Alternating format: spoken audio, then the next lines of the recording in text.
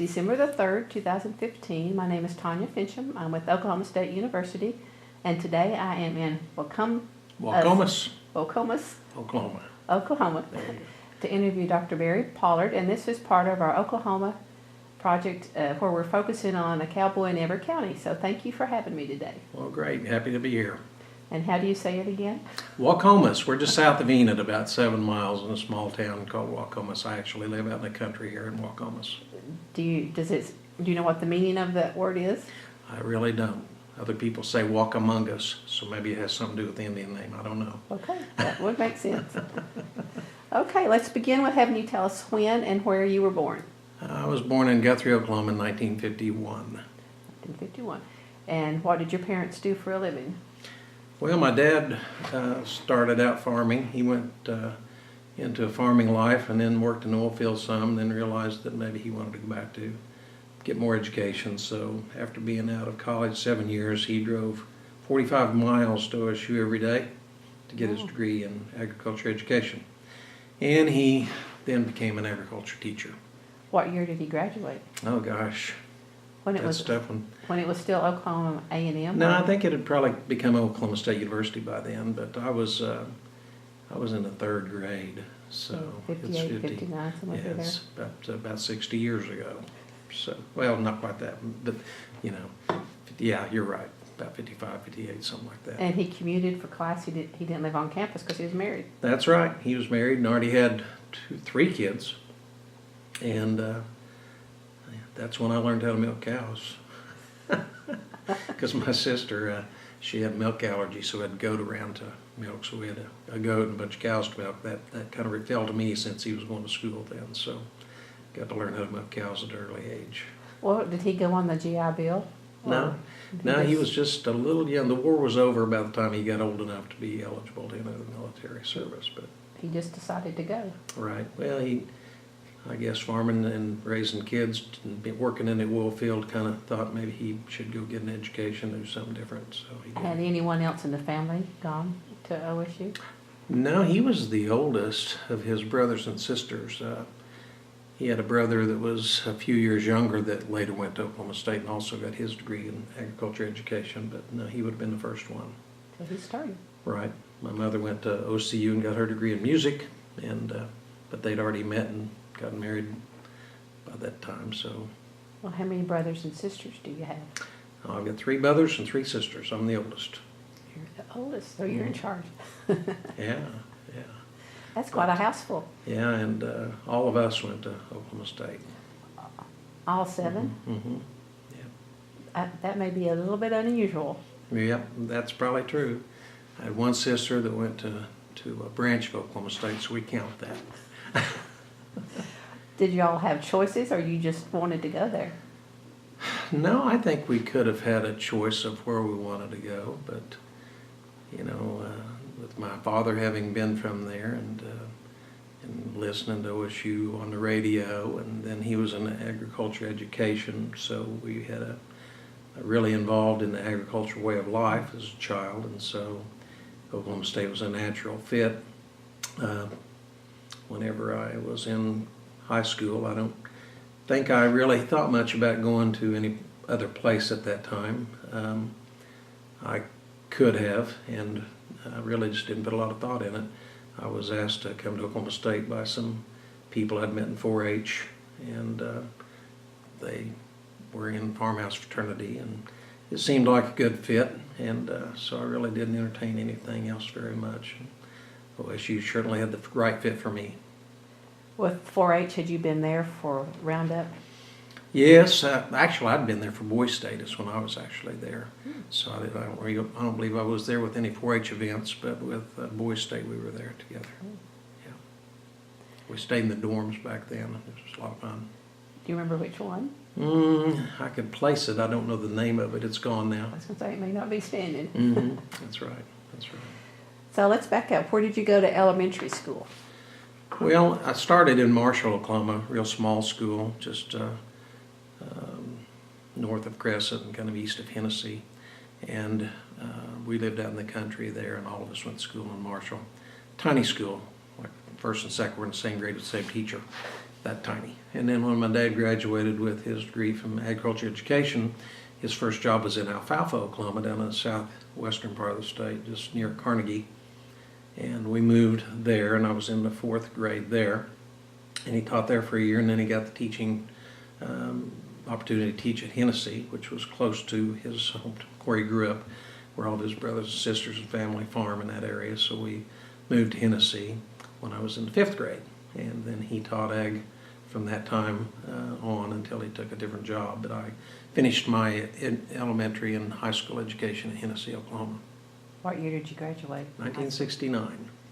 What was your favorite subject? Oh, probably math. Math and science. Did you know at that point what your career path might be, or what you wanted it to be? Well, I thought it was going to be baseball. Really? But then I wasn't hitting the ball so well when I was a senior. I didn't know until the season was over that I needed glasses. So anyway, it probably worked out for the best because I then decided what I really wanted to do was go to vet school and be a veterinarian. And so that was my initial thought, was to go to Oklahoma State University and go to the vet school.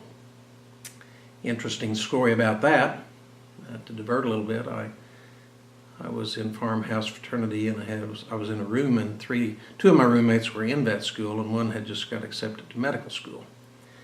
And I came home one weekend, and my dad said, you know, why don't you go help the vet, Dr. Bennett, go doctor one of my sick cows.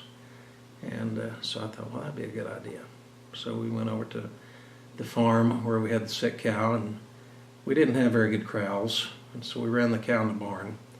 And unfortunately, he had a lariat rope, and even more unfortunate, he caught her. And she ran through the door. It was a big sliding door. The door fell down on the vet and I. She took off with the rope. We never saw her or the rope again, and I decided I might want to go to medical school instead. So that was kind of a career-changing day, I guess I'd say. Well, it's interesting you can pinpoint it to one vent.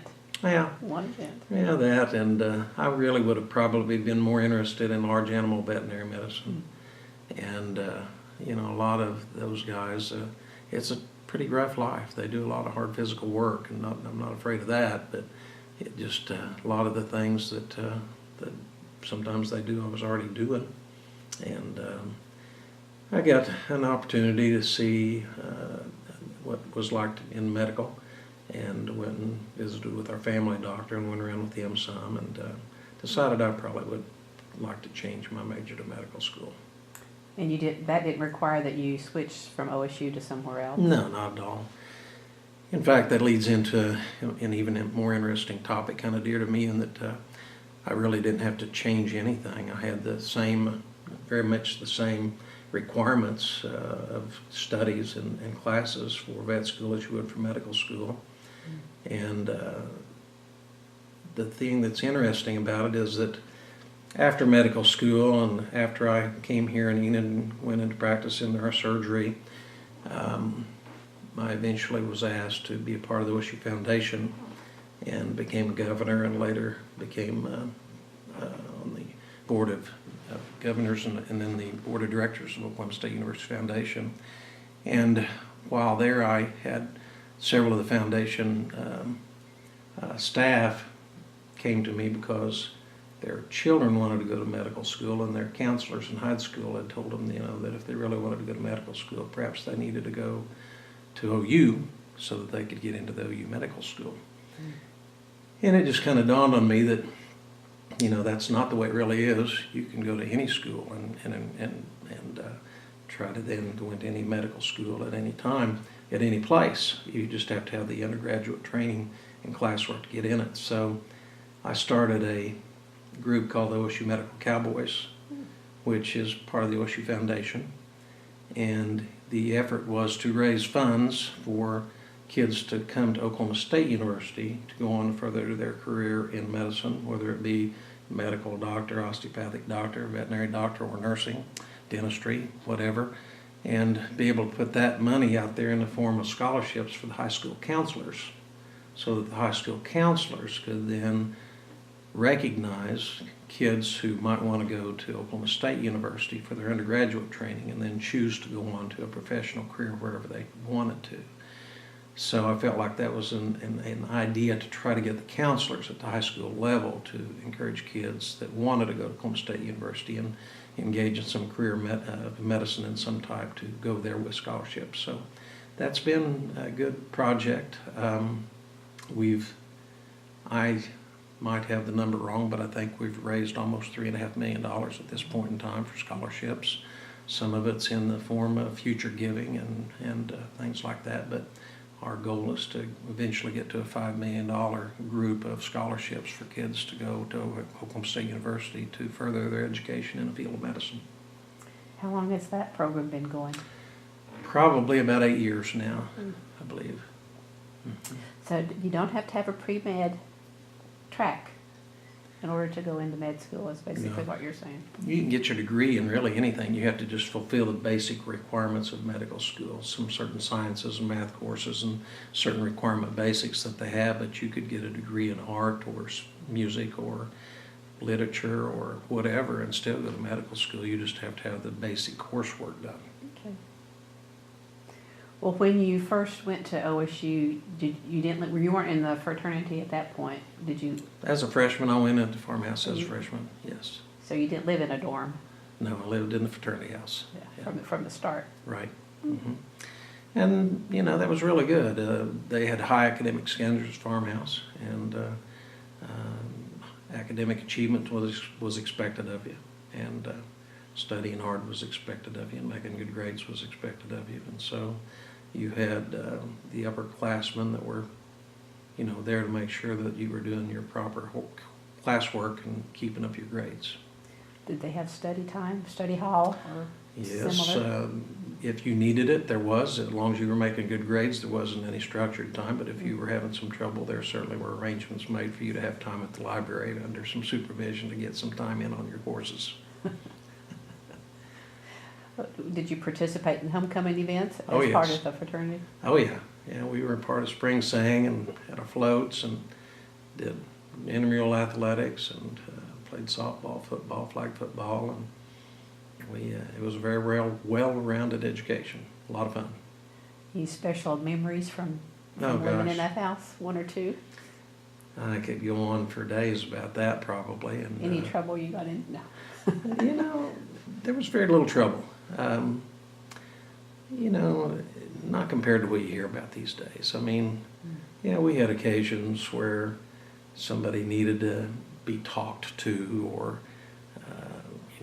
be set on the right track, but not any real formal punishment or anything like. We never had anybody getting into that kind of trouble, It was mischief, but nothing of any nature that would cause any concern.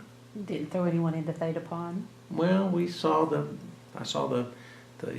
goat, what was the name of that big bull, the big sirloin stockade bull. I saw him go into Theta Pond one night with some kids on it.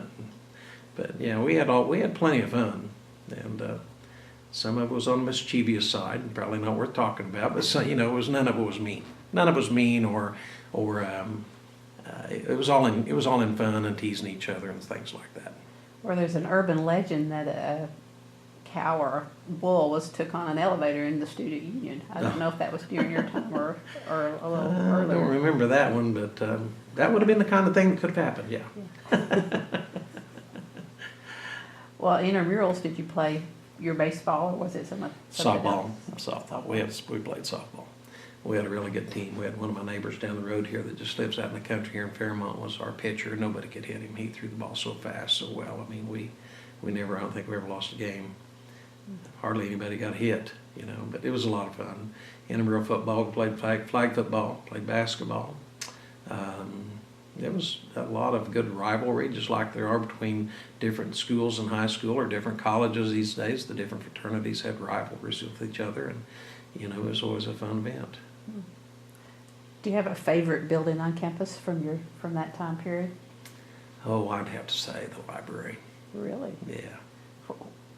Did you have a favorite spot or Oh, floor? yeah. Or floor? Yeah, I had a certain floor that I went to. I could probably take you over there right to the same spot. There was one or two tables right in there or a booth that were kind of my place to go because at times in the fraternity it'd get noisier, people would interrupt you, or somebody'd be out playing basketball on the basketball court and you'd hear the bouncing of the ball, and just something was kind of not giving you all quite the study environment maybe you wanted. And I found the library was just a great place to go because you could go there and it was quiet and you could study, and some of your buddies were there. You could take your girlfriend there, or it was just a neat place to go, and it was easy walk and always quiet and always someplace you could study and think.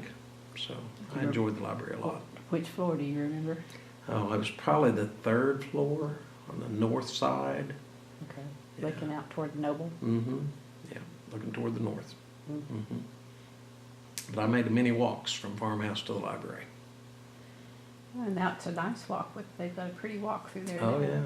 Oh, yeah. Well, everything around there is But the pretty farmhouse isn't, it was Right. Then we were north of town. north on Mhm. Washington. Yeah, north on Washington. Now it's south, so it's changed location.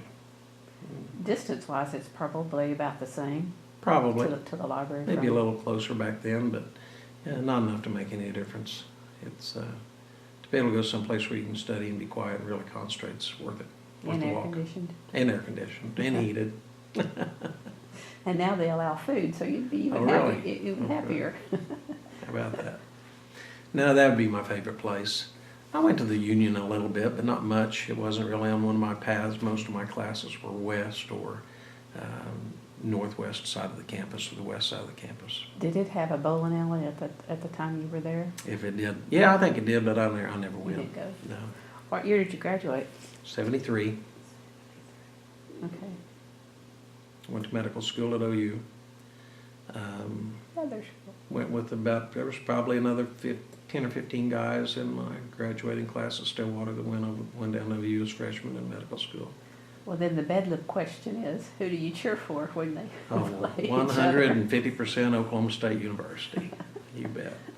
No, that's always been my home and always been my favorite and always will be. I had to ask. Oh, I'm happy for them to win most of their games, just not against us. Not against. Yeah, yeah, yeah. No, it was so much fun. I mean, I think back at those times, the values that, looking at going to OSU out of high school, like I said, I didn't put a lot of interest in any other schools, but once I was there, I'll never forget how comfortable I felt. It was an environment that everybody was helpful. The instructors were helpful. The other guys in the farmhouse were very helpful in helping you get oriented to college life. I came home after maybe several months of being there, and I'll never forget what I told my dad. I was so happy. I just told him, I said, you can go over there and you can study to be anything you want to be. If you want to go to vet school or medical school or go into architecture or it just was eye-opening to me. I don't know, as a kid from a small town in Hennessy, Oklahoma, it was just like opening up the entire world to me. Because my life in Hennessy, it was football and athletics and studying an FFA, and then you go to Stillwater, and the world is so much bigger, and the opportunities are so wide open. And I just thought, man, if a guy studies hard and puts his mind to it, you can do anything you want. It was just, I don't know if I was just immature at the time and didn't realize that, but it was just a great feeling. The comfort that I had, and then on top of that, the opportunity that it created for somebody who was willing to study hard and work hard, and it was just a great feeling. Did you have scholarships, or did I went over on a president's scholarship. It wasn't a large scholarship, but it was helpful. Did you have to work through, or did your dad help? No, I worked. No, I was the oldest of 6 kids, so there wasn't any way for me to get help. So during the summer before going over there, I worked for a different farmer to make some money, and then for the first 2 years between the freshman and sophomore and junior years, I went back to Tennessee and worked for the same farmer. to make money. And then while I was at school, I worked at the weeds lab, which is part of the agronomy farm out west of town. And I worked there for probably about 2 or 3 years after school and on afternoons when I didn't have classes and on Saturday mornings, and was able to make enough money to help with my education so that I had, like I said, I was the oldest of 6 kids. I didn't have access to parents' ability to pay, and I had a scholarship, but it wasn't a big one, so I mostly worked my way to pay my tuition and books, and then I had a bank in Hennessy that would loan me some money to kind of when I needed to get by. So it worked out real well. It was a lot of fun. I mean, at the weeds lab there. I didn't know we had a weeds lab. Yeah, makes it was sense, interesting. though. No, I mean, it's part of the agronomy division, and my job was to clean the weed seed. So we had a good crop of weed seed to put out on the crop ground, and then we would we'd go prepare the crops and plant them with the planter and a little tractor. Everything was plotted out by the guys working on their PhDs and their master's programs. Don Murray was one of the working on his master's there. Now he later stayed on his PhD. He's still there to this day at the weeds lab, and I've known him for now 40 years, I guess, almost probably. But no, we'd plant the crops, then you'd put the weed seed out there, and then you'd have pre-emergent chemicals that different companies would want you to try, and then you'd have post-emergent chemicals that you'd apply. And so we had to measure those chemicals and calculate how much chemical would go on each plot, and then you spray different rates on each plot, and then you'd. But the true test was how every one of the results depended upon the weed control in the crops. And the weed control was measured by visually looking at it, but most importantly by how long it took me to hoe the weeds from one end of the row to the other. So they timed us. Me and another guy were always we were the weed choppers. So we had a hoe. And so they'd click the stopwatch and you'd start chopping the weeds out those rows up and back. And when you were done, the stopwatch would go off. And that's how they determined, how well the weed control was.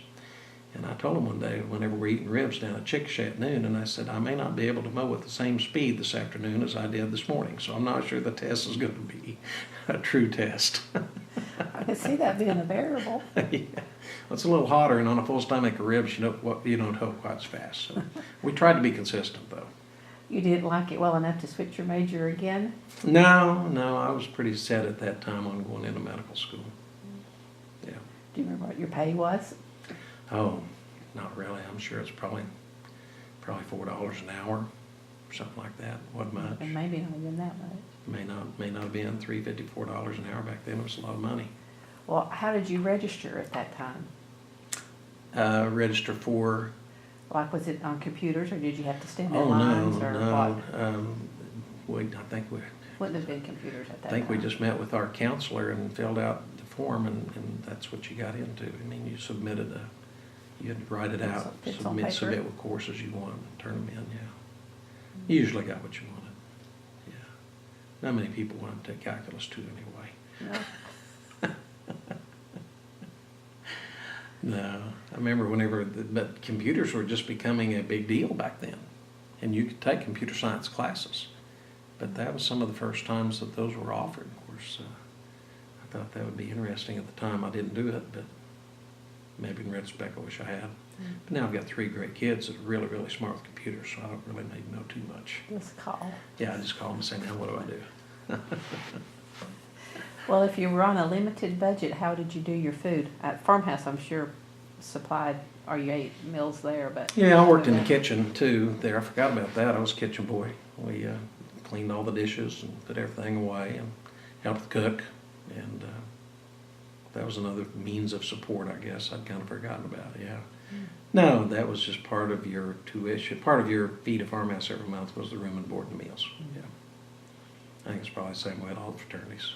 Did you learn to cook anything that you still do or know how? No, we didn't do the cooking. We had a cook. She did the cooking. We just had to do all the You cleaning. do the other. Mm-hmm.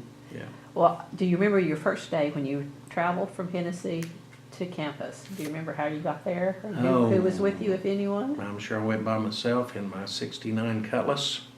I had a red '69 Cutlass, and I sure I drove there and got over to Farmhouse and probably didn't know a soul and walked in and said I was one of the pledges, and somebody showed me where my room was, and my first roommate was Greg Thomas. Greg was from Alene, Oklahoma. Greg is just now fixing to retire from the Federal Land Bank Service in Wichita. But he was my roommate, really a great guy, and he was my big brother, so they put you with your big brother in your first year there, so somebody that was supposed to be your guiding light and keep you under control and help you learn the ways of college. Well, that's a good thing. Oh, yeah. And your parents didn't go with you? No. My dad, at this time, he was running a feed and seed company there in Hennessy. He retired from teaching and was managing a feed and seed store, and my mother was probably teaching school at that time. She taught third grade. She taught grade school, third grade 1 through 3. So, no, they had plenty of things to keep them busy at home. They didn't need to be messing with me. So you didn't stand at the door crying when you left? No, I was pretty independent. I doubt if anybody, my mother might have looked back and had a tear, but I don't recall that. They were probably glad to see me gone. Well, you didn't bring your laundry home to her, did you? No, we had ways to get that done at school. I might have brought it home a time or two, but usually we had some way to get that done at the fraternity. Well, how would you have to do your own, or was there something? Yeah, most guys did their own, but you could put it in laundry service and they'd do it for you for a fee. If you're on a limited budget, no. That's right. You learn how to do your own. And so once you got to campus, it was a while before you came back to Hennessy? Probably several months. Yeah. You were. You didn't get homesick too quickly. Well, it wasn't that far. It was only 45, 50 miles, and the summer before, I'd pretty much moved out of the house and lived with the farmer out there in a school bus because the hours were long, and it was best just to kind of stay in that old school bus that summer. And so I went home, on the weekends to see my family and stuff, but it was just 10 miles away. It wasn't like it's a long ways away, but so I'd become pretty independent by that time. But going over to Stillwater and having guys like friends like that, you made friends real quick in Farmhouse. Everybody's helpful, so. And I'm sure it's the same way in all the other fraternities over there. Guys go over there and they meet other guys, and pretty soon you say, man, this is good. This is fun. Well, if you're playing intramural sports and trying to keep up your grades, there's not a great deal of time to come home, I guess. That's right. There's plenty to do. Did you have a favorite professor? Yes, I did. Several. John Goodwin was my AgriCon instructor, and he's kind of a legend over at OSU. He was a very good teacher and very personable guy, but he would challenge you. I mean, he had a way of trying to get the most out of you, and challenging his students, and I enjoyed that. Funny story about him, I turned in my semester final one day, and it was the first paper turned in, and he stopped the whole class. He said, well, he said, class, he said, Mr. Pollard has already completed his final. He said, how'd you do? I said, made 100. Nope, 110, I got your bonus point too. It was so funny. You just have to be there, but it was a lot of fun, and he was just a real good instructor. But I enjoyed those instructors that would challenge you, not just there just to teach and get on to the next class, but the ones that would have some back and forth with the students and get more involved with them on a more personal basis and do a little bit of challenging to them, and I appreciate that. He was excellent at that. Another instructor that I have that I'll never forget was Dr. Berlin.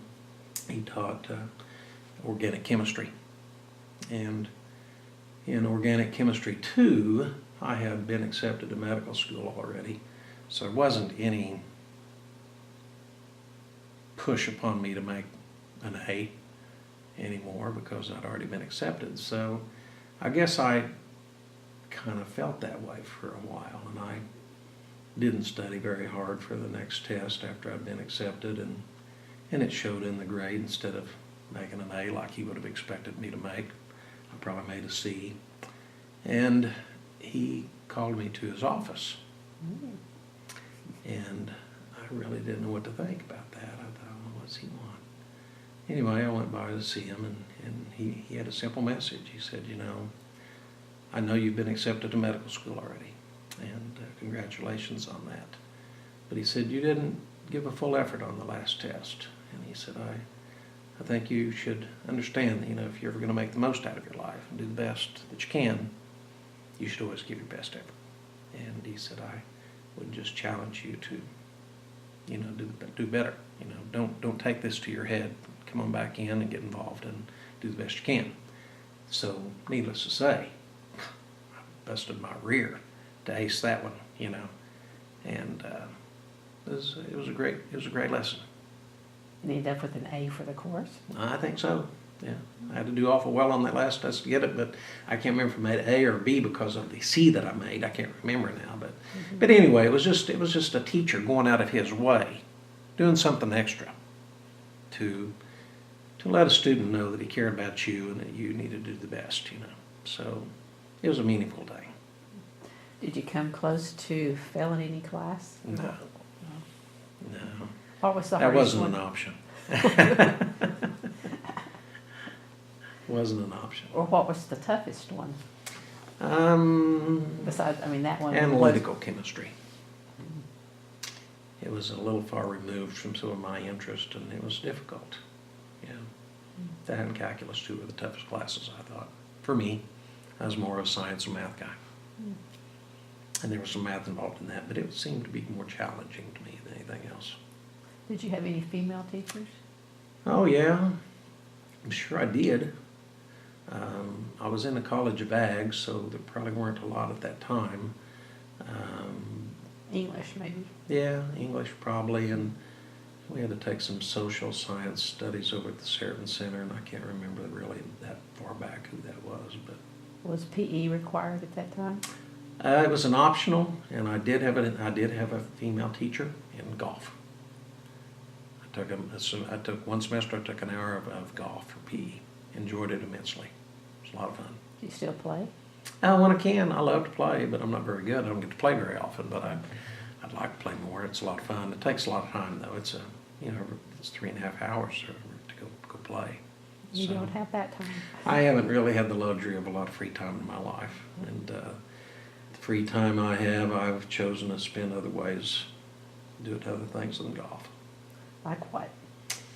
Oh, agriculture is dear to my heart, and all my family pretty much been in agriculture. And I got involved with wanting, in buying farm ground here and farming it myself, and enjoy that. I started a purebred Angus herd, thinking that the breeding and the DNA involvement and the matings would be fun, and it's interesting, and it's a real rewarding thing to be involved in. So that's been a good part of my life, has been involved in the registered Angus business. Of course, P&K equipment became a huge part of my life as I started through my career here in Enid, and in 1985 I took the opportunity to buy a John Deere dealership down at Kingfisher. It's the family, it was a store that we dealt with when I was a kid for John Deere products, and so I knew the place, and it was going to be sold, and I looked upon that as an opportunity to get more involved in agriculture and a business in agriculture, and so I was able to negotiate the purchase of P&K equipment, which is just north side of Kingfisher, which is the John Deere dealership there. Purchased it with a managing partner, an on-site managing partner by the name of Wendell Kirtley. Wendell was in the ag business. He'd been in the Alice Chalmer business, and he became my partner, and he was the store manager and part owner and the day-to-day manager, and we started that in 1985 and went through some really tough times there. There was tough years back there in 85, 86, 87 in agriculture, tough times. But I kept finding ways to fund it through my medical practice and keep things going. And then it became a good business, and had a great group of people that were employees down there. And then Several years after that, I got the opportunity to buy the Enid location, the Enid John Deere store, and was able to negotiate that purchase with the Long family. And later on, I got a chance to buy the store in Norman and negotiated that with Purcell. And then it really started growing. John Deere company nationwide decided they wanted to see their dealers get bigger and not have so many small dealers because the technology was getting hard to manage. You needed skilled technicians at every location to manage all the computer aspect of the farming business, and all the technology was going into the engines and the machinery. And so to find to be a dealership capable of handling and paying those kind of employees, they felt like you needed to be bigger. So the push was on for dealers to expand and get larger. And so you kind of faced a time there where you were either going to be selling or buying or merging. And so during that period of time, I had a good staff, and I was fortunate enough to hire a general manager to Scott Eisenhower, who's still with me today. He's an Oklahoma State graduate out of the College of Business at OSU.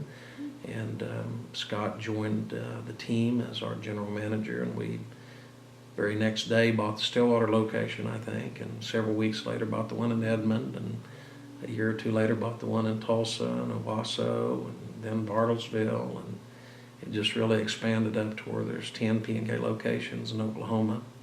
And we've got probably 250, 260 employees at those locations. And then 4.5 years ago, I got an opportunity to buy some John Deere dealerships in Iowa and bought 6 stores up there. And then a year and a half after that, bought 3 more. So we've got 9 dealerships in Iowa and 10 dealerships in Oklahoma, and almost 600 employees now. And I'm told we're probably the 5th largest John Deere dealer in the nation, which would be in the agriculture end of it, which is it's not the size that's important, it's how good you are and how well you manage your people, take care of your people, how well you take care of your customers. And we've got a staff that I'm real proud of, that we've built over years and years, that believe in the same things and same principles that we as the managing people do, and that is that service to the customer is the absolute only way you can take care of a company like this and manage the business. Your employees all have to be customer friendly and take care of people, and it's just the same way in my medical practice. I've got a great staff. They greet people properly. They answer the phone courteously and properly. We treat people like they should be treated and like they deserve to be treated, and try to take care of them. And so I carry that same type of attitude into our John Deere business, and myself and our managers and my sons who are part of the business all feel the same way and expect that of our employees. And we've got those kind of people as employees who want to take care of people, and it makes it real rewarding when you look at it that way. You know, it's quite a bit different from neuroscience or surgery to John Deere. Oh yeah, yeah. It's certainly there's a lot of things that are different, but there's a lot of things that are the same. I mean, you've got to provide a quality product, and you've got to provide superior service at either one of those businesses, and you've got to have good people. And so even though they're worlds apart in what they are, the values are the same. Kind of keep you balanced too, I guess. Mm-hmm. Mm-hmm. Boy, machines have gone up in price a lot since '85. Wow. It's not at all.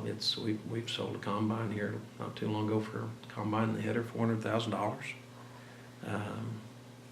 You know, some of these new tractors this year, they're coming out with some $500,000 and $600,000 four-wheel drive tractors on tracks. Air conditioned and GPS units and all that good stuff. Everything now comes out of the factory to be hooked up to GPS, and the last tractors I've got in Combine and the Swather, they all have a little compartment down here for a refrigerator.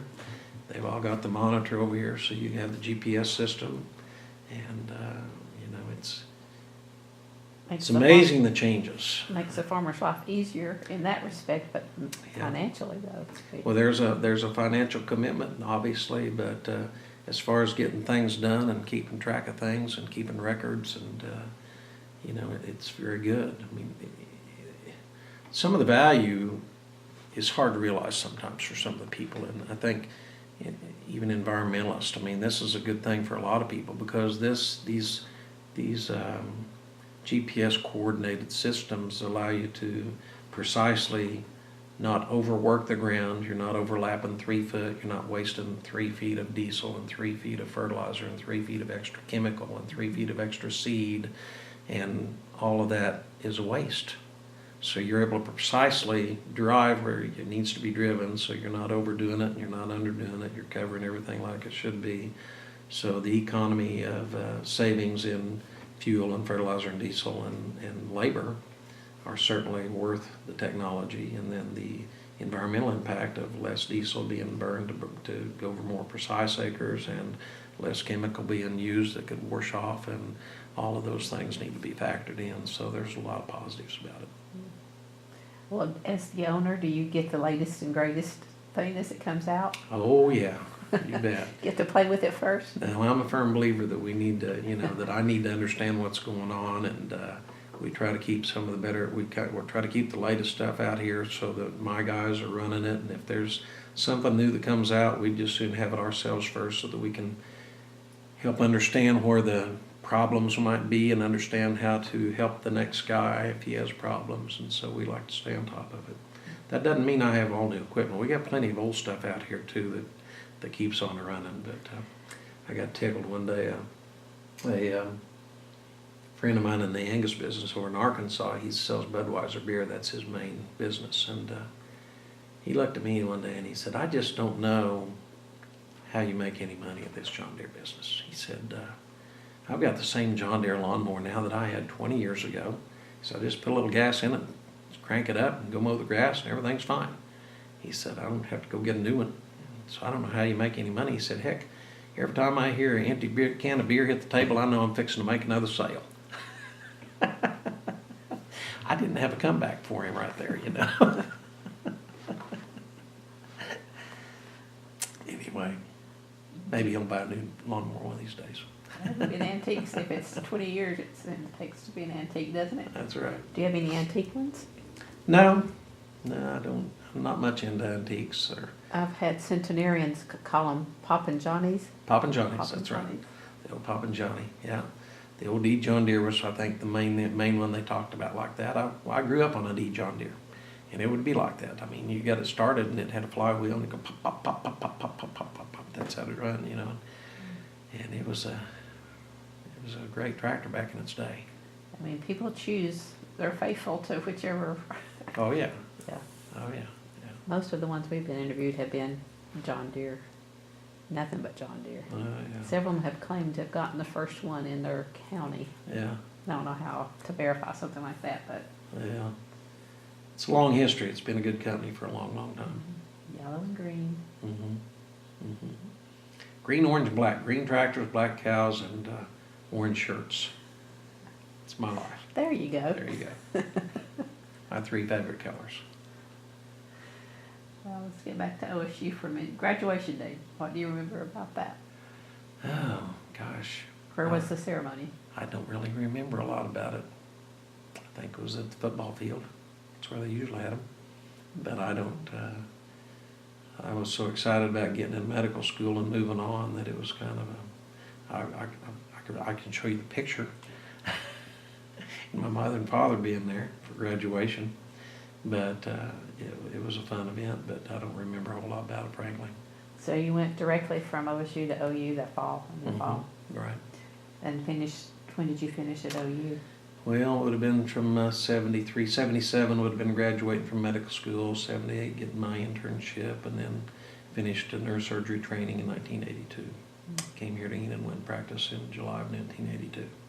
How did you choose your specialty area? I mean, how did you come to choose neurosurgery? Well, that's kind of interesting.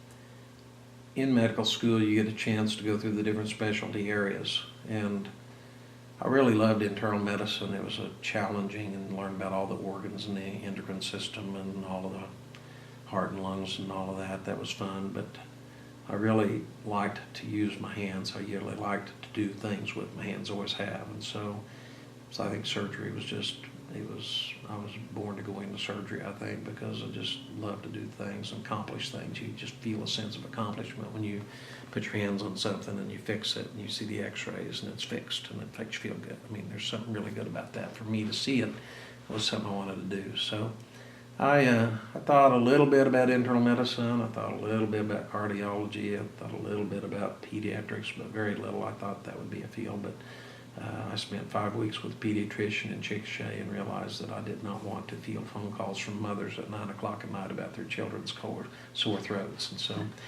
I changed, thoroughly enjoyed surgery, thought mostly then I might go into orthopedics, but then I spent some time on neurosurgery rotation and just really loved it. And met some really good people. And it was, again, probably the most challenging area, and one that most people are afraid of, and most people don't understand, and most people just say, I don't want anything to do with that, that's too complicated. And maybe that's what drew me to it. That plus I just met some good people and enjoyed it, and had a great instructor in medical school who taught neuroanatomy, Dr. Alex Roberts, who was one of the best instructors I've ever been around, and he won the Outstanding Instructor Award down there almost every year. But he was an integral part of me getting interested in it, and then meeting some of the guys in the field of neurosurgery and some of the residents, and I just fell in love with neurosurgery. So it was, that took about 3 years really to figure out what I wanted to do. But once I made that decision, I've never looked back. And then why Enid? Why start in Enid? Well, that was pretty straightforward. There were 3 large groups in Oklahoma City. They asked me to join them. I really didn't want to live in Oklahoma City. I've got nothing against Oklahoma City. I just didn't want to live I preferred to stay connected to the agriculture background. And if I'd have stayed in Oklahoma City, it would have been hard to accomplish the things that I felt like I probably wanted to accomplish or be involved in the lifestyle that I wanted to be involved in. I couldn't see myself just going home or going to the country club and playing golf and going to social events in the evenings. It wasn't me. I knew it wasn't me. And I thought, me is being outside. And as much as possible, me is probably being on a tractor some, and me is probably owning some cows, and me is probably being involved with the agricultural lifestyle. That's where I grew up. That's where my roots were. I felt that's where I needed to be. It's where I felt comfortable. And it was just more my upbringing, and my comfort zone was not in Oklahoma City lifestyle. It was more Enid America lifestyle. I live here 10 miles from the hospital. I can be in the hospital in 10 minutes. I'm in the country, as you can see, surrounded by my cows and my guys out here that help me farm and take care of the cows, and I can step right out the door and get my pickup and go get on the tractor, go help feed, go drive around, look at my cattle, help make decisions that we need to make on farming. It just suits me better. How many cows do you have? Oh, well, Roughly. Somewhere around 1,000. Wow. Probably about 700 cows, and then with their babies and some of the bulls out there and stuff, it's probably about 1,000 head all out here with them, probably 6 miles or 7 miles of here. You ride the fence rows? Well, Have somebody do that. We drive around them with a gator. We take Okay. You take your hammer and nails and you drive around them with a gator and fix up everything. Yeah. Well, at that point, you could have moved out of state, but you chose to stay in Oklahoma. Yeah. I almost went to do my residency in Kansas City. I went to San Antonio and to Dallas and Kansas City and St. Louis and Columbia, Missouri, and looked at residency programs, and actually had chosen Kansas City to go to. But whenever at OU, when they found out that I'd made that choice, I was given an offer I couldn't refuse to stay here. So they said if I'd change and stay here, they'd leave it as a 4-year program one more time instead of turning it to a 5-year program. So the extra year was going to be operating on rats, and I said, well, you know, I think I'll just stay here then. I did a little operation on a few rats, but I didn't want to do a whole year of it. So anyway, it was a good choice, and I'm glad I stayed in Oklahoma. I really didn't entertain leaving the state to go into practice anywhere. I just wanted to stay back. I wanted my career to be built around the practice of neurosurgery, but I also wanted it to be built around an agriculture background. And it's worked out real good, I think. Well, rural health care, I guess being a neurosurgeon, that's not one of your areas. Well, it's not really because neurosurgery is practiced usually in an area where you got to have a referrals base of 100 or 200,000 people. And so you have to locate in a city at least the size of Enid, you know, to be able to draw the people you need to have to keep your practice busy. But rural health care is an important issue for me because of my rural background, that these people out here have good health care. And that's one reason medical at Cowboys I think is so important, because the facts are that Oklahoma State University has a much higher attraction to the kids from smaller rural Oklahoma towns because of our agriculture base.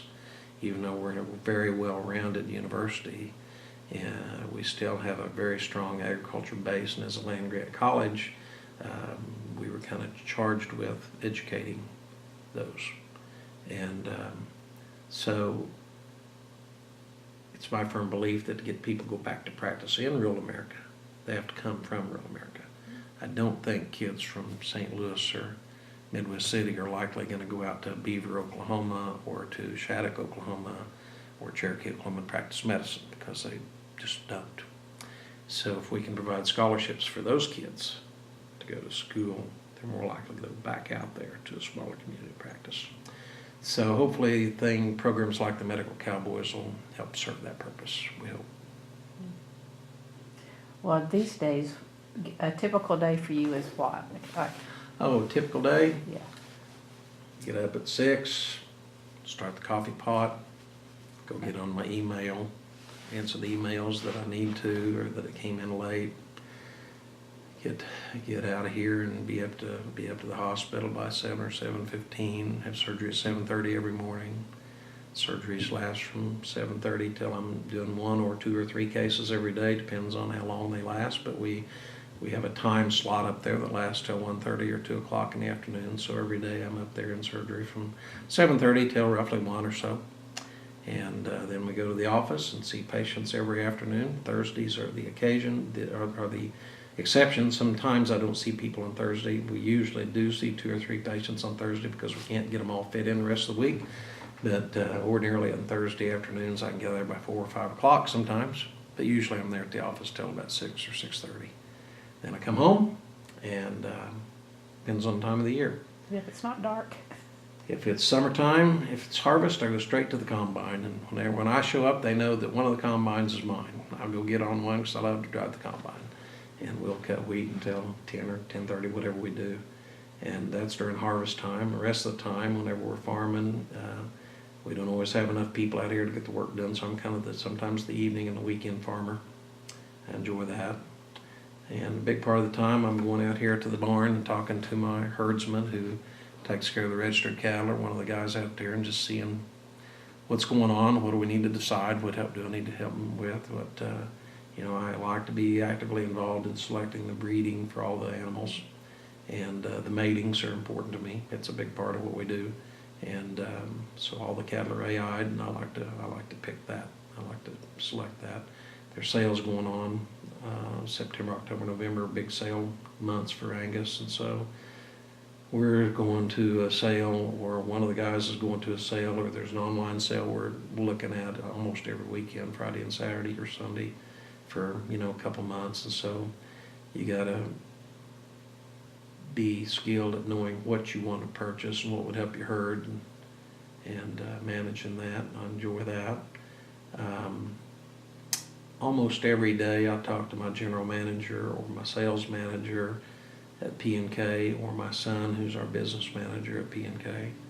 I talk to one of them every day. And every Friday, my general manager and I get together on the phone and talk about the week in general, and then we try to have a monthly meeting with the P&K. That's the staff, my manager and sales manager, the after-service manager, and my son, who's the business manager. We all get together once a month, roughly, and then there's other meetings with P&K that we go to, with sales meetings and things like that. I try to go to as many of those as I can, but there's never a dull moment. We're involved in a lot of stuff. What time do you finally lay your head down? Oh, we seldom go to bed around here till 11:30. About 11:30 is about the going bedtime around here, it seems like. There's just something going on all the time. I mean, my wife's been the chairman of the YWCA for the last 2 years. She's the chairman, the president of the Enid Food Bank, Regional Food Bank this year. She's been on the board of the Women for OSU for a couple of years. And well, we should back up and ask how you met her. Oh, we actually met here in Enid. Yeah, she worked at the hospital. Yeah. So did you get married after you finished med school then? I was already here. Yeah. But so she's involved in a lot of stuff. We've got a couple of grandkids. Only one lives here. A couple live in Tulsa, and a couple live in South Carolina. My oldest son he is in the computer world. He lives down at Norman, and he has his company does electronic medical billing services for physicians and computer services in general. He's got two separate companies. One takes care of computers, and the other one is a billing service. And he stays really busy at that. He manages all the phones and the telecommunications and all the computer systems for P&K too. Then that's my oldest son. My youngest son, he's a business manager for P&K. He's our office manager and business manager. And his wife is finishing her internship in Oklahoma City in internal medicine, and then they're moving to the Mayo Clinic next year. She's got a position up there for a 3-year residency in anesthesia at the Mayo Clinic. So they're fixing to move. Minnesota, right? Yeah. And then my middle-aged son, his wife got her PhD in genetics and went out to South Carolina to do a fellowship, a 4-year fellowship in genetics, and then that facility hired her to stay on as one of their managers. And so they live in South Carolina, and they've got a little boy and a little girl, grandchildren of mine. And looking forward to seeing them here at Christmas. So 3 sons. Did they go to OSU? One did. 2 went to OU, 1 went to OSU. So we have a lot of discussion about our schools. I'm the only one who went to both. But no, and Roxanne has a son and a daughter, so we have a lot of fun with the kids. Do you get to go back to campus very often? I do. You know, whenever when I graduated and went to medical school and then came up here and started in practice, that whole period of time from leaving OSU, graduating until I had been in Enid for probably 10 years, was a period of time where I didn't do much but work. I worked through medical school at Bellman Joint Hospital as a scrub tech. I worked during internship and residency at 3 different hospitals in the state on the weekends to make money. And I came here and I was trying to start a practice by myself and build up a reputation. And so for that whole period of time there, I really didn't do anything but just work. But I can't remember what year it was, but the OSU Foundation approached me, Ross McKnight and Melinda Barry Fisher and Kurt Jewell approached me about being on the OSU Foundation, one of the governors. And I thought, well, that's a great opportunity. I'd started going back to a few ball games, and I really enjoyed going back to the campus because it was the energy and the student atmosphere and just the electric feeling of being back in college and around the campus was a real excitement. We started going to a few basketball games and a few football games, and I just kind of got the fever to kind of get more involved. And then the foundation came and asked me to be on the foundation, and so I said yes. And so I was on the board of governors for a year or so, and then got asked to be on the on the board of directors, and enjoyed that. I spent 2 years as chairman of the OSU Foundation. The 2 years that we were in the middle of the $1 billion fundraising campaign.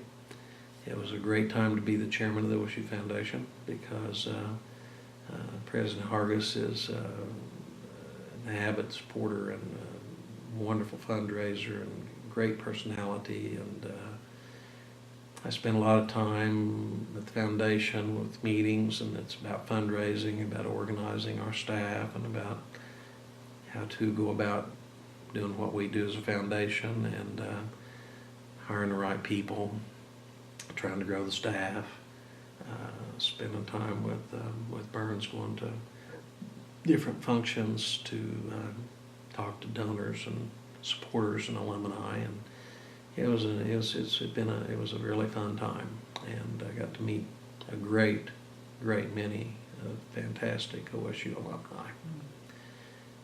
We took a couple of years, we went down to the Colonial Golf Tournament, and Ben Pickens has a suite there on the 18th hole, and he would let us use that to entertain all of our alumni in the Dallas-Fort Worth area at that tournament. So that was a lot of folks that I met there that live out of state, that are OSU alums that live there, that are great supporters, and different events like that we had as a foundation, sponsored events that get you in touch with a lot of the alumni and a lot of the graduates and just some of the really successful and great people that have gone to OSU, and it was a very rewarding time to see the commitment that the Kurt Jewell and the people at the foundation have to OSU.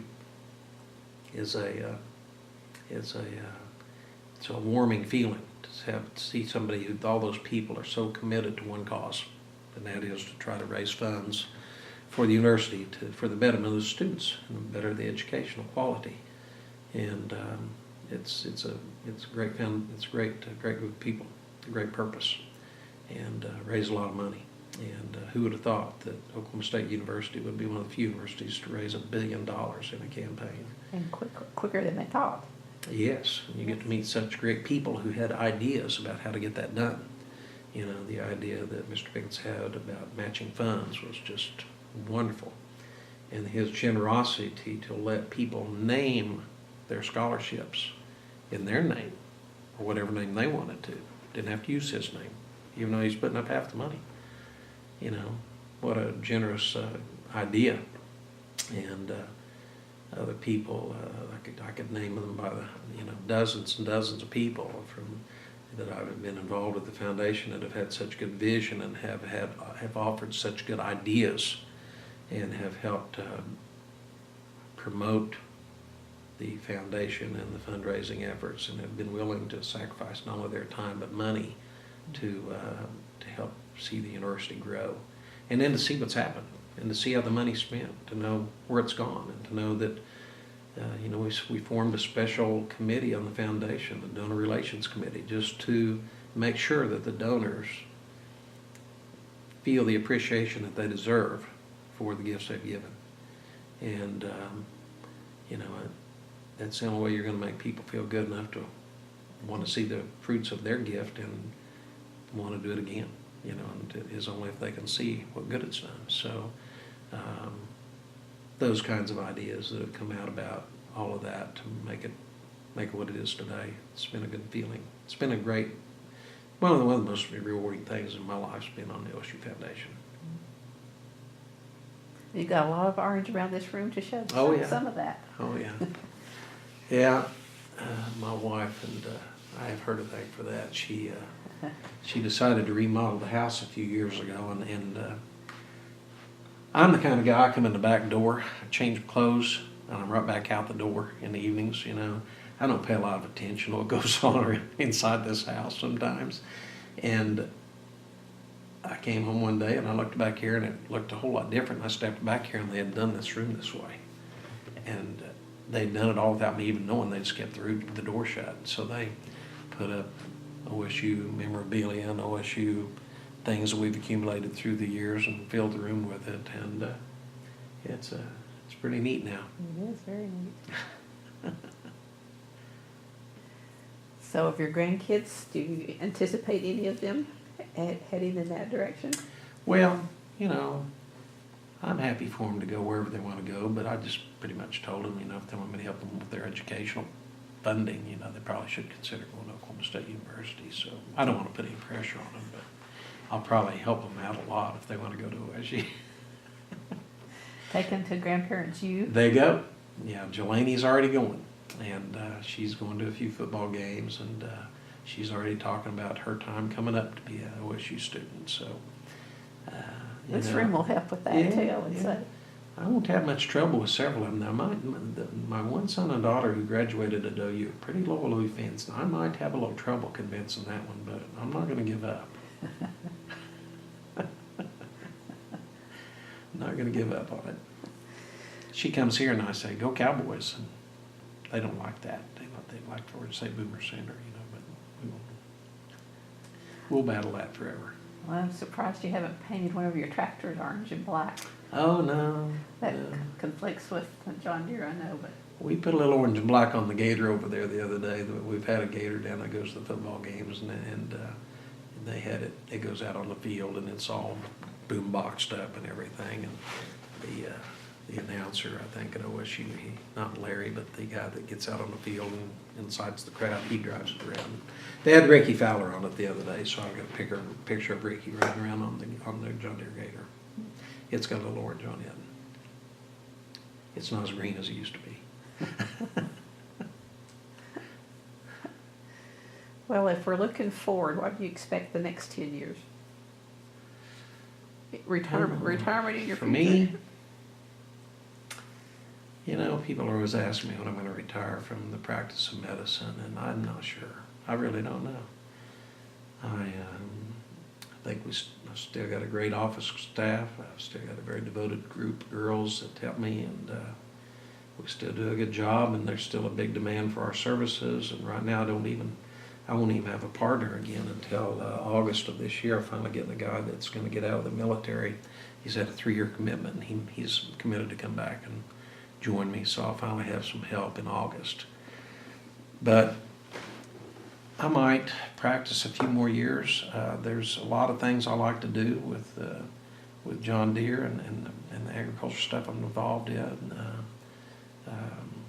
There's always a possibility of getting involved in something else too, but right now I'm happy with the way things are going, pretty happy about how things are going.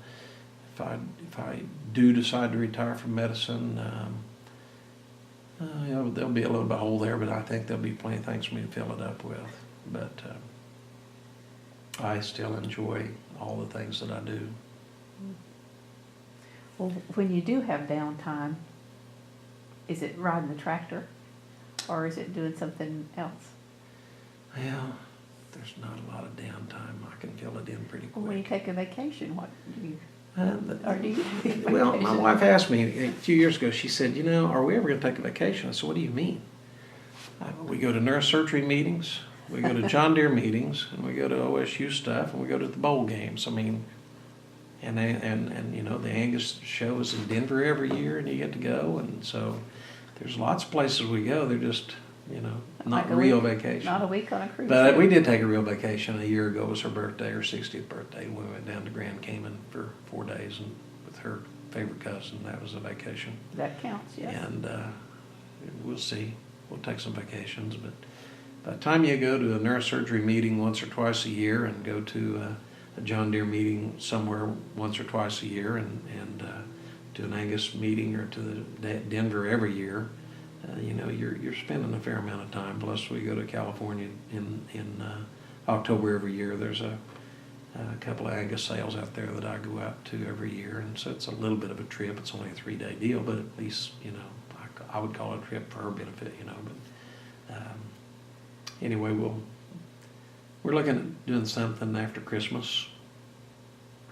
I kind of reserved some time. I figured we'd probably go to the bowl game. I just don't know if we're going to Orlando or to the Alamo Bowl. Guess we'll find out. Yeah, pretty soon. Yeah. I'm hoping Orlando. And she doesn't mind those kind of vacations. At the Orlando vacation, if they go to Orlando, it may be a little bit more involved because she'll probably want to gather the grandkids up and make the Disney World trip out of it. That may mean a little bit more involvement right there. It might be a little bit more than a few days gone. They'll all have to wear orange. Oh yeah, on that day. Absolutely. If they go to the Oh, park. yeah. Absolutely. Yeah. Well, do you have any advice for future students, or current students for that matter? Oh, I'm always full of advice.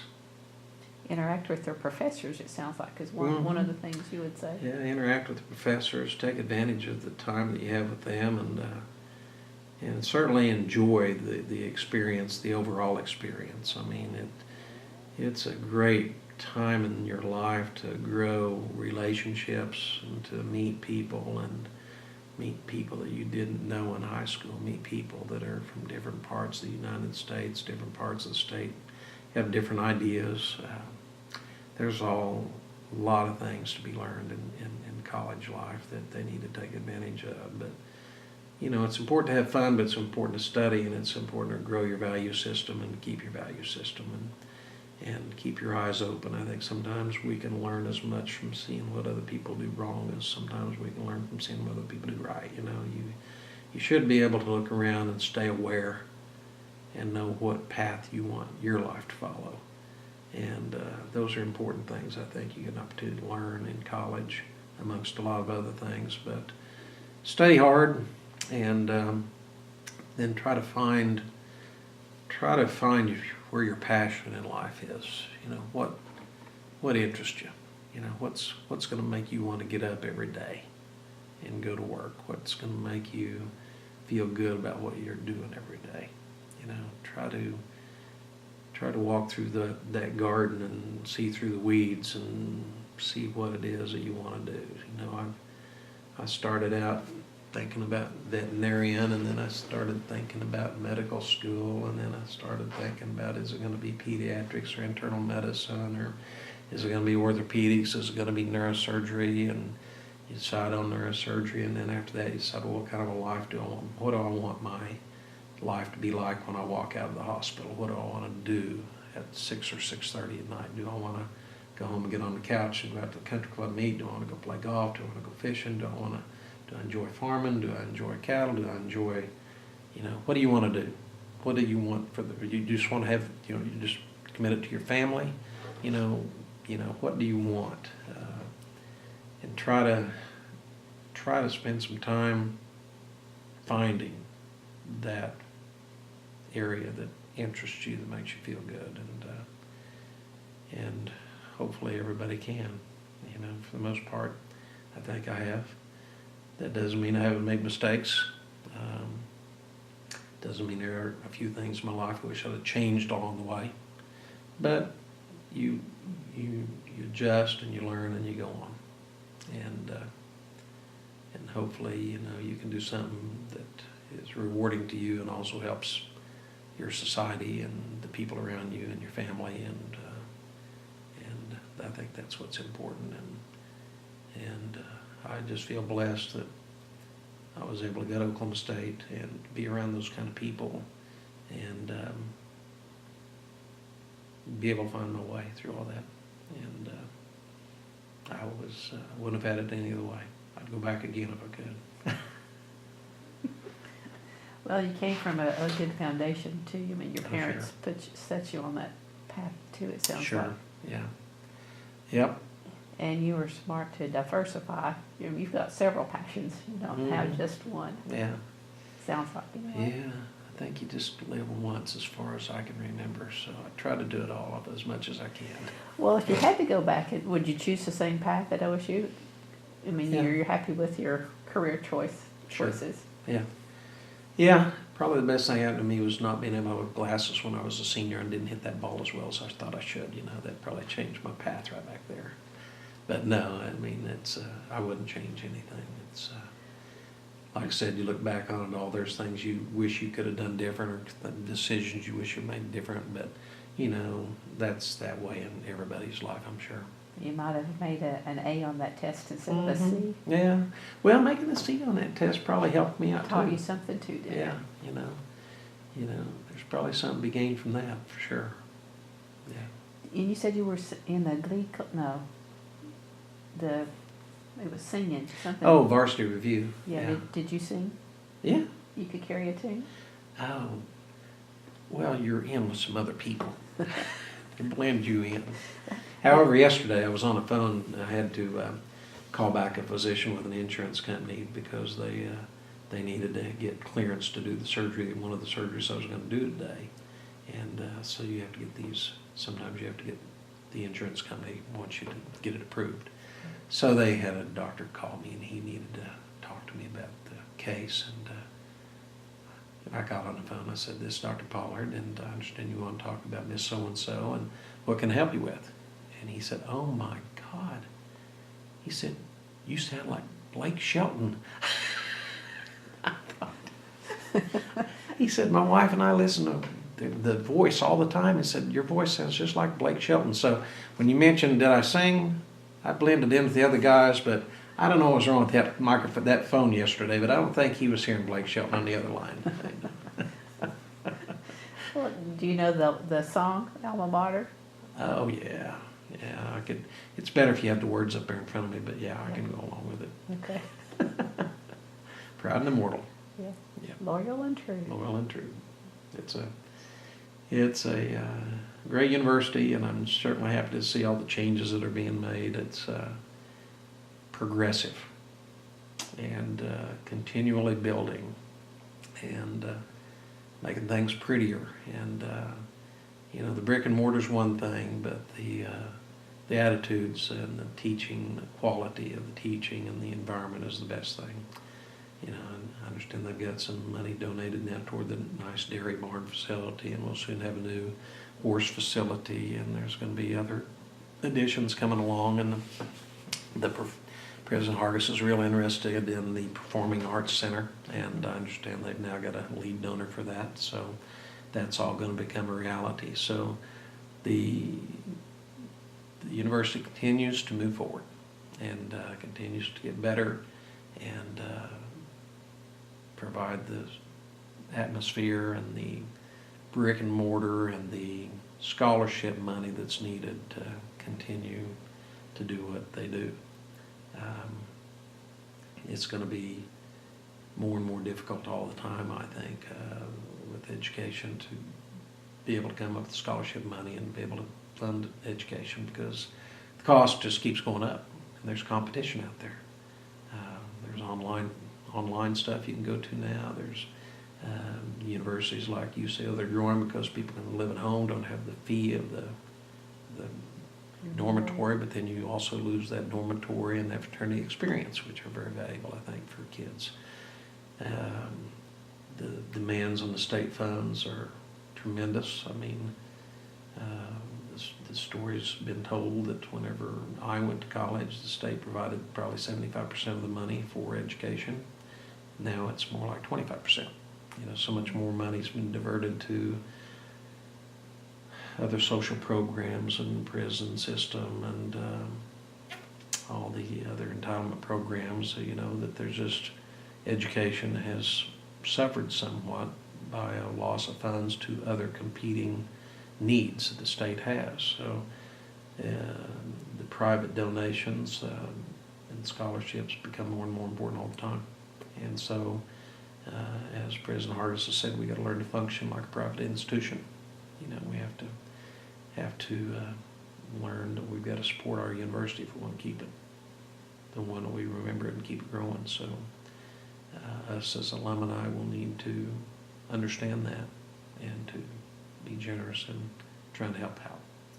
Well, then that leads us, we need to talk about your professorship, the endowed professorship that you said Right. a little bit. Yeah, I felt like I wanted to do something for College of Agriculture, College of Business. So first I wanted to kind of be a shared professorship, but it looks like we're going to settle on it being in the College of Ag for, you know, for agribusiness. And so I put funds toward that so we'd have a chair for that position. And I'll be involved with. Hopefully, you know, I meet with them every year and What will it be named? Have you decided? It's the Barry Pollard / PK, P&K What does that agribusiness. stand for? P&K? P&K was Pollard and Kirtley. That's the John Deere dealership name. It's called P&K. I figured the P was Pollard. But Right. what the heck. Wendell retired many, many years ago, but I just left the name the same. Yeah. And then the other thing I had read, you had something to do with wind turbines? Oh, that's kind of a thing of the past now. For a while, we sold wind turbines. We were involved with the wind turbine company trying to promote wind energy out in for homes and for schools and VOTEX, and we put some of those up. It didn't turn out to be. There's a lot of people interested in it. Not that many people really want to do it still. The return on the investment is still about 6 or 7 years or 8. Sometimes people want that to be less, and until the technology catches up a little bit better, it probably is going to be a little less desirable for people. The big companies and the big wind turbines are doing a good job, looks like, in providing electrical stuff, but for houses and businesses, it's just not quite there. They're popping up everywhere. Yeah. You know, not Oh, yeah. individual homes like that. But Yeah. Mm-hmm. I had read though that there was something to do with one that was in the business building. Oh, yeah. Well, down at OSU, we put the one up down in Oklahoma City at the college Okay. for the that students one. to study on Okay. and study. It's part of their educational process is to have a wind turbine at the university down there in Oklahoma City campus for OSU, where they can study wind energy technology. Mm-hmm. Your fingers in a lot of things. That's a I have a good lot of thing. help. And you have to keep them in good shape too, don't you, to do your surgery? That's right. That's right. Or here when you're doing things on the farm, you protect them. Oh, I try to. I try to be smart about what I do. I think I've learned through the years. I probably haven't put on as many gloves as I should have, and probably had my hands in places probably shouldn't have been. I made my dad a promise about, oh gosh, probably 25 years ago. He walked by, and whenever we were out here working some cattle, and I was castrating some bulls, and he just told me, he said he didn't think I needed to be doing that. You know, he said, you probably ought to be letting somebody else do that part of it. You can do everything else you want to, but you probably ought to leave that alone. Down there working with a knife between the bull's legs and him kicking and a squeeze shoot, and he just thought that probably that wasn't a good idea. He's probably right. So I did elect to give up the castration of the bulls. One piece of father advice you took, huh? Well, I decided to get in the registered Angus business. We don't castrate them. We let them be bulls forever, see. So I just changed how I raised the cattle.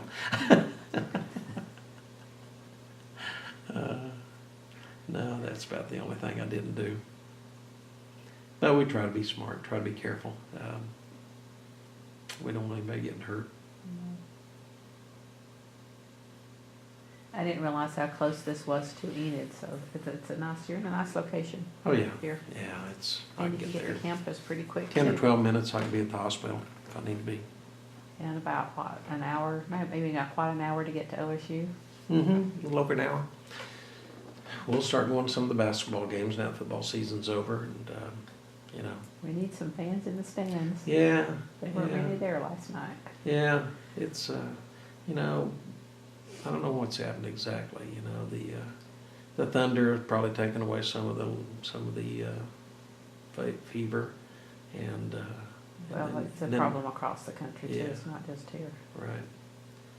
So I hope that they can figure out a way to get more involvement.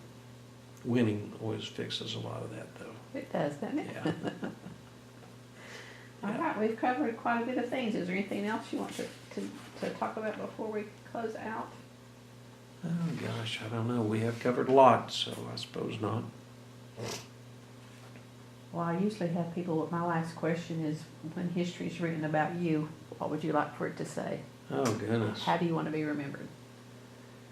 Oh, I guess I would like to be remembered as a good physician. You took care of a lot of people and did a good job, and as a father who took care of his family and helped grow them up right, and as a community advocate and somebody who tried to give back to the university and to his community, and I think those are the key things. I'd say mission accomplished. We're working on it. Well, I appreciate you taking your afternoon to spend with me. Oh, well, thank you. Quite a pleasure. I appreciate you coming over. It's brought back a lot of memories. Think Good. back about college. Good ones. Yeah, a lot of good ones. A lot of good ones. Well, No, I appreciate it. Thank you. you're welcome.